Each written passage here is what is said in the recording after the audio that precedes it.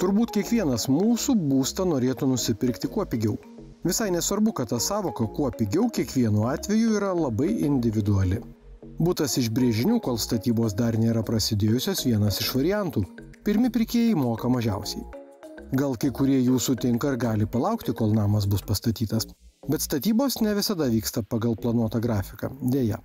O kai jos užsitęsia, labai gali būti, kad pardavėjas pasakys: žiūrėk, viskas pabrango, reikia peržiūrėti mūsų susitarimą, o kainą indeksuoti. Įsivaizduokim, kas yra buto arba namo, pirkėjas, jeigu jis perka iš vystytojo ir iš to minėto brėžinuko, kai dar to objekto net nėra, ar ne, jis tik planuose yra. Tai įsivaizduokim, jeigu pirkėjas yra odontologas, tai iš kur jam dabar žinot, kaip ten, iš ko jisai bus tas pastatas pastatytas. Jam, ta prasme, čia yra per daug klausimų ir jam ten gilintis. Jis netgi jeigu ir gautų dokumentus, jisai nesuprastų. Tai čia toks vienas aspektas. Sakyčiau, kad gal vystytojų tikrai yra įvairių, ne visi tokias indeksavimo tokias sutartis duoda savo klientams. Tikrai žinau tokių vystytojų, kurie specialiai fiksuoja sumą, kaip saldainį pirkėjui, jog žiūrėk, šiandien mes tau duodam išskirtinę galimybę nusipirkti būstą už tokią fiksuotą sumą, be pabrangimo, nesvarbu, kiek ta indeksacija gali ateityje būti. Bet statytojas įsipareigoja per, tarkim, ten metus ar 2 pastatyti tą pastatą.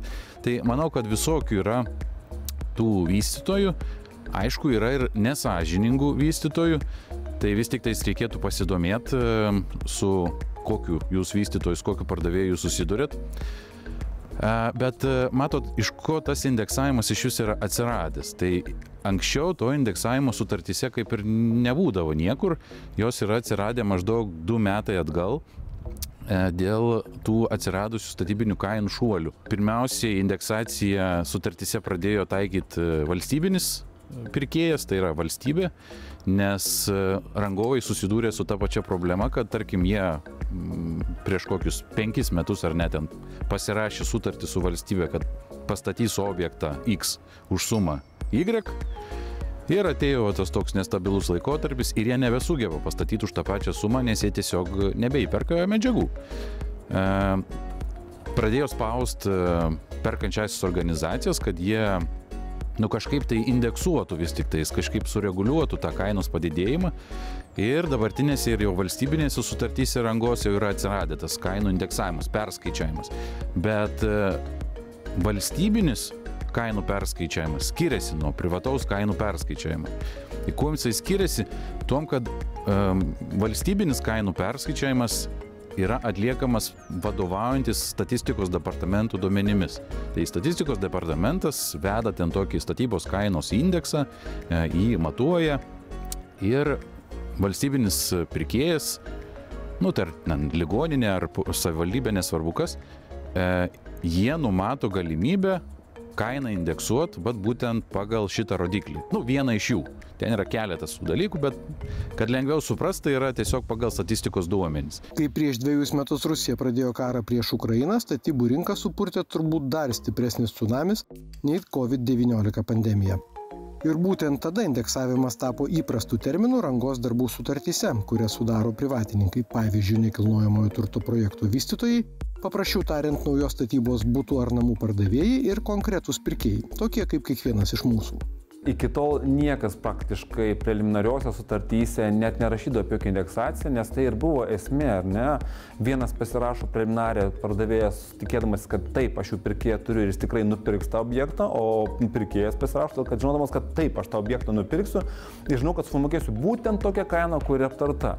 Prasidėjus tam karui, ar ne, taigi sukilo medžiagos statybinės, apskritai jų trūkumas atsirado, sukilo statybos rangos darbai, medžiagos sukilo ir vystytojai atsidūrė iš tikrųjų keblioj padėty, nes jie kaip ir turi įvykdyti objektus senom kainom. Ir atsirado rizika, arba jie išgyvens, neišgyvens, įvairiai laviruoja, vieniem buvo sunkiau, kitiem lengviau, bet visus tai pamokė ir dabar visi į sutartis įtraukia vadinamą indeksavimą ir kitokį pakeitimą.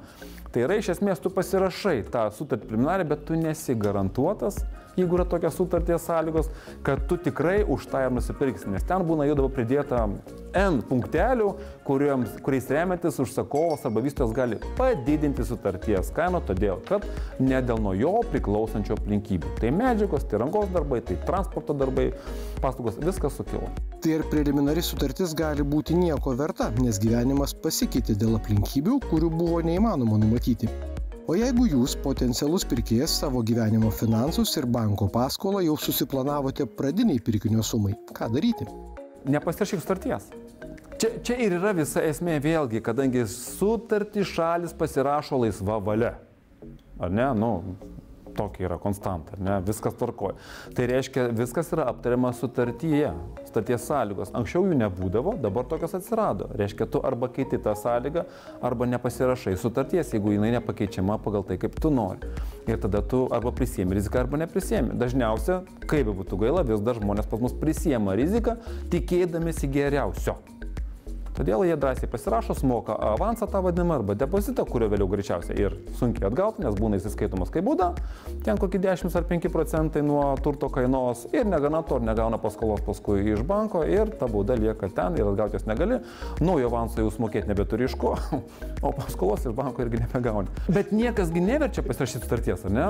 Niekas neverčia, tai tu neskubėk, tada palauk ir kaip sakys, tada pardavėjai arba vystytojai sakys, tai okei, nepasirašyk, tai palauk, gal tu išloši laukdamas, o gal praloši. Ir va čia tada žmogus pagalvoja, o ką žinau, kaip bus, tiek to pasirašysiu.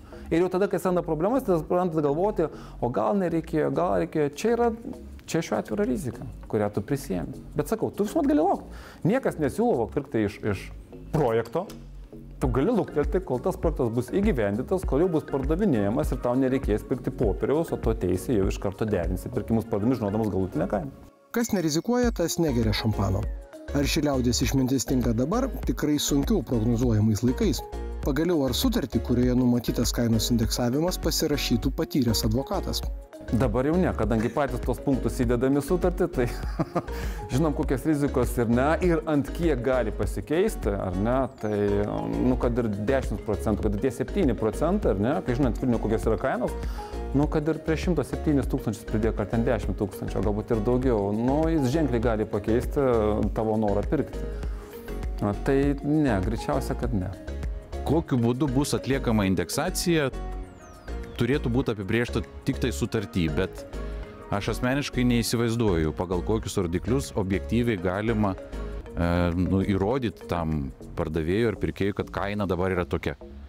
Sakyčiau, labai sudėtingas atvejis, tiek pardavėjas, tiek pirkėjas turėtų labai puikiai išmanyti statybos kainodarą ir, kaip sakyt, kalbėti lygų su lygiu. Bet jeigu statytojas yra tas, kuris išmano, ar ne, o pirkėjas yra tas, kuris neišmano tos srities, tai jis tiesiog gali būti apgautas. Yra žmonių, kurie nori būti sąžiningi ir yra žmonių, kurie nori apgauti. Tai mes niekad turbūt taip iš pirmo susitikimo nesuprasim, kuris tai yra žmogus.